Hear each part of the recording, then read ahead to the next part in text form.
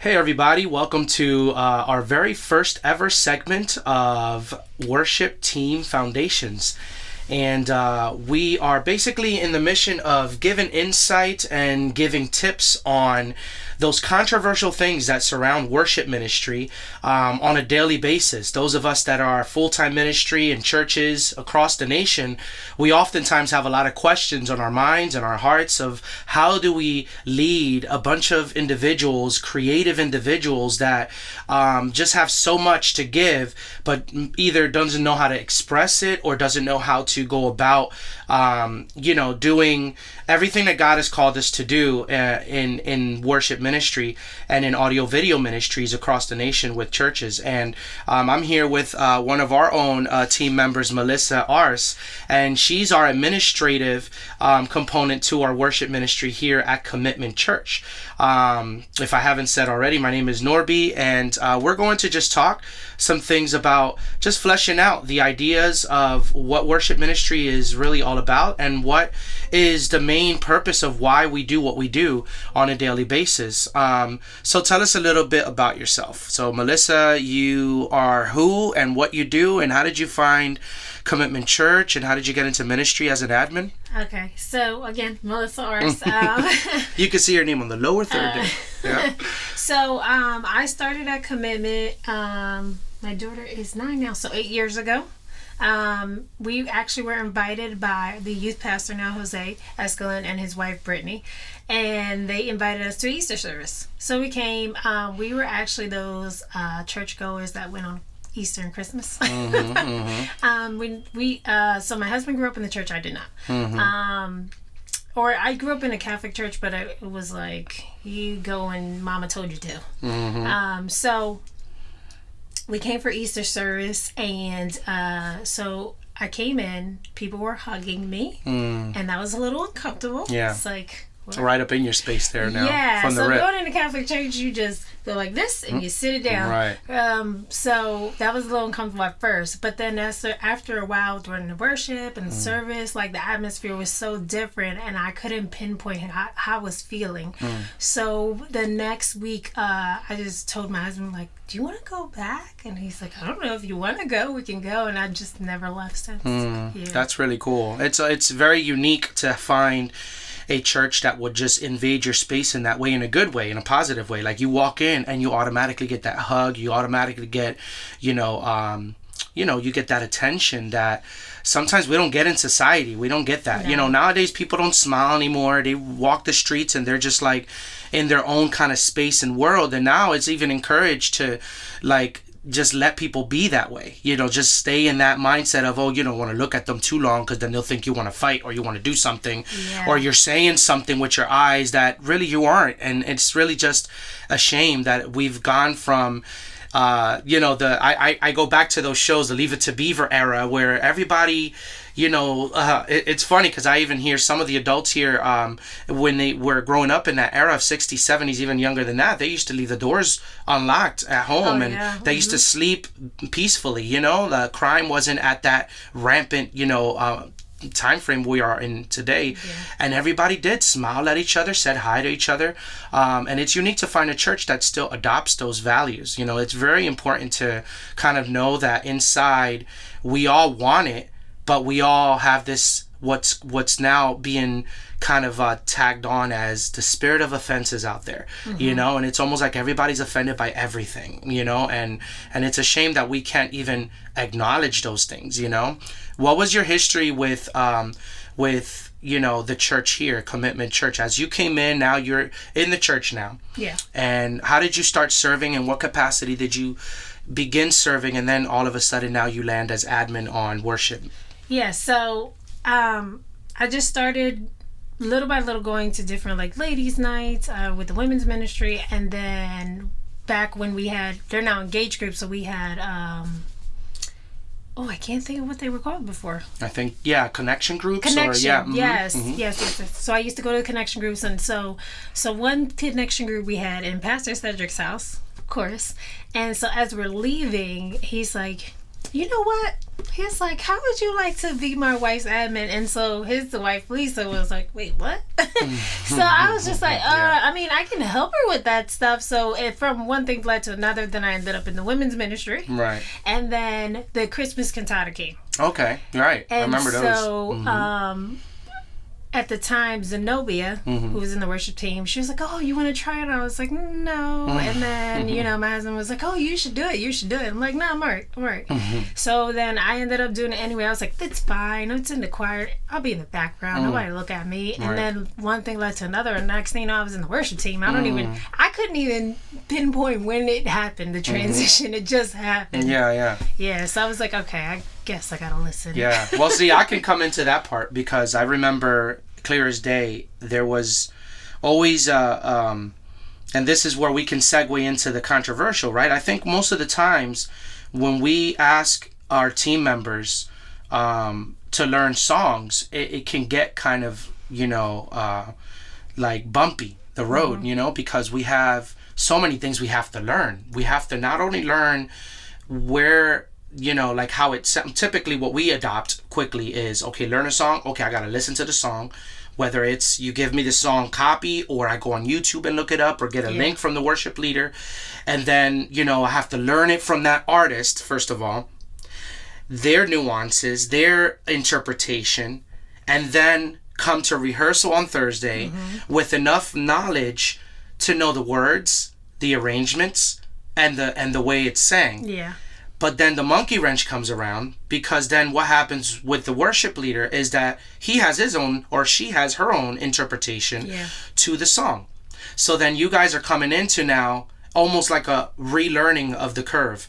You learned the song, so sometimes frustrations come out. And it's like, wait a minute, but this is not what you sent. Well, yeah, it's what I sent you. Yeah, it's like, oh, that's not how that works. But that's not how that, and it's very different. And what'll happen is that there's this frustration that comes out of the worshiper that means well and comes from a posture of wanting to serve, but loses their way because of the nuances of differences in the team structure. And how was your journey when you came in and way out there? I remember like when I don't know, like I said, I don't know how I literally got into the worship team, but I think that when I started and you said, oh, well, just come and sit and watch. Yeah. And I was like, you mean come and sit and watch? Like for the first couple times, they're like, okay, I get it. He wants me to see how things go. Got it. Then it was just like, I'm sitting and I'm sitting. And then I would go home like, what am I going out on Thursdays for? Like, this is a waste of my time. Right. But now I understand why I went through the process, but it makes sense. And then little by little, like learning that worship is not just singing. Yeah. And I think that's where I was in that mindset. And plus I was so new to like being a Christian, being saved, coming to church on a regular, like getting into the ministries and building a relationship with God, because in Catholicism, you're not encouraged to build a relationship with God. You're encouraged to be obedient to your priest and to do confessions and all that stuff. Like there's so much that comes with it, but there's no like, oh, talk to God. There's no talking to God. Right. You talk to the priest. The priest will talk to God for you. Right. That's exactly right. Yeah. I never knew. So coming into this church in general, I never knew I could have a personal relationship with God. Right. So, and then to have that, not know how to do that, how would I know how to have that communication with him in worship? And now it all makes sense. But back then I was just like, why am I just... Yeah, I remember you like getting frustrated, just like even when you were on the worship team officially, and not just you, but others as well, where you would... just be standing there for a while because I would be addressing the musicians or maybe I didn't have it all together, and I'm trying to figure it out as I go as well. And there's a part of that the leader has to come in prepared, has to come in with the mindset, at least this is the song, I know it well enough to teach you, instead of doubly frustrating now everybody else, because I'm learning it while you're learning it. Yeah. And you're coming, the whole point of coming to rehearsal is that your leader got it all together enough that you can at least jump and piggyback off of his experience. And then you kind of look prepared on Sunday, you know. And I think that was one of the things I think I misfailed, and I didn't do it early on, is that, you know, I didn't foresee or prepared ahead enough to see that frustration in my team when they would just stand there. Because where I come from, we didn't have rehearsals. Where I come from, that was a luxury. We didn't have every Thursday night rehearsals, or every Tuesday night, or every Friday night, whenever you guys do it, or Saturdays. There's many different ways of rehearsal structures as well. We just kind of were all family. Where I come from, Pentecostal churches, all Spanish speaking, you know, everybody knew each other's mom, everybody, you know, we cooked and just mingled together. It was a family, and we just kind of showed up. For the most part, thinking about it, we always were together, and we knew each other relationally. So then when we came together as a worship team, because that word was new for me as well coming into the church, worship team, like, what does that mean? And the structure and the same people singing all the time, like, type of thing. And in a certain sense, where I come from, we had Doña Felita, like, on the side, and she would always come up and sing a song, and she was on different keys and different tempos, and we would just figure it out. Yeah. And we got to the point where even when we got together, we just knew the same songs we would sing all the time, and everybody would be in one accord and it felt like that. Coming into a structure, I would come in as a leader with that same mindset. Oh, everybody, we're together. We know each other. We love each other. Let's sing together. But there's no preparation. There's no chord sheets. There's no, like, lyrical. There's no, and everybody's like, well, wait, how are we supposed to? Now you're leading a group of individuals that, yes, you have to, and it's perfect what you said, you have to build a relationship. That's probably more than half the battle. I mean, you're a fitness instructor, right? Yeah. You know that they have a saying that it's 80% the way you eat, right? And is it what, 20% the way you work out? They say, or something like that. Your whatever it is, your goal is, right? It's in the kitchen. Yeah. People think it's just exercising and like, oh, I'm just gonna eat pizza, ice cream, cookies, all this stuff, and then I'll just go to the gym later and work it off. And I'm guilty of that all the time. Right. But it's 90% is, I mean, like 90 to 80% is you have to watch what you eat, because everything sticks. yeah. Everything's so contaminated. That and then your body, just the way your body will break it down. Yeah, and a lot of people don't realize that in that same side. I mean, that's a whole separate episode on its own with health and fitness, and we probably might have to revisit that one day together. But I think one of the main things, in lieu of understanding even that, how the body works and how everything works together, but there's definitely an ownership that has to happen on our end from home, and I think that's worship. Worship is that we have to have that pulse on each other, that relationship, that we understand this is how much relationship it takes before I get on stage and start singing a song. Yeah. Or even have the mindset to think that, oh, I if I got this song down packed, I got all my chords right, I know exactly how it's going to go, and I even, heard different versions of it, so I know all the versions of the song, acoustic and just guitar and with a full band or on stage or live. And then you come to rehearsal, and all of that was for naught because the relationship wasn't there. You don't know your worship leader that much. You don't know the team members that much. So it gets to that point where, you now have to start thinking outside of the box where it comes with the relationship. And you have to, be intentional about your leader and who's around you. One of the things I know that we want to always make sure with the vocalists, right, is listen to each other, right? We always say that, listen to each other, because that way you'll know kind of where your key is and where you're sharp or flat, and by any stretch of the imagination, nobody's perfect, Yeah. And even if you get close to at least perfect pitch or perfect, whatever, it takes years of experience with taking lessons and doing all of that to get to that point. I'm a fan of like Cheryl Porter. She's one of those like top-notch, vocal instructors on the planet. She's amazing. And when I watch how she does her thing, it's all relational. Yeah. It's like yes, she's giving the technical tips and the things that the person needs to learn, but she hugs them. She calls them out by name. You know, she knows who they are enough to where they now reciprocate a respect to listen, a respect to actually heed what she's saying. Do this. She even has, like, when they go up on the range and she's challenging them and they crack, and they're like, oh my God, I cracked. She'll have these gloves that she'll put on them. And it's like, you got to battle this out now. And, you know, you got to push out, you know, what you need to push out, because your potential is there, and she knows their potential. Yeah. And she'll go back and make her go back in, or make him go back up, and they'll battle it out, and they'll get to that range where she has worked with them long enough. We probably see the 5-minute clips that go on there, and we probably see, you know, the 10-minute like sessions with, you know, with them, and the victory moments, but we don't see the actual lessons that they had to get up to that point. You know, and I'm sure that a lot of those moments are, you know, just pissing them off. They're all mad. They're all in front of each other, like, oh my God, like, I hate you right now, you know, and the teacher's like, well, I don't care what you feel right now. You have to do what you have to do if you're here paying your money to get this done. Or at the end of the day, we're wasting each other's time if we're not investing in each other to get to know. And all of that, those things are learning and growth moments that are priceless, you know, to the growth of a worship team, a vocalist, a leader, you know.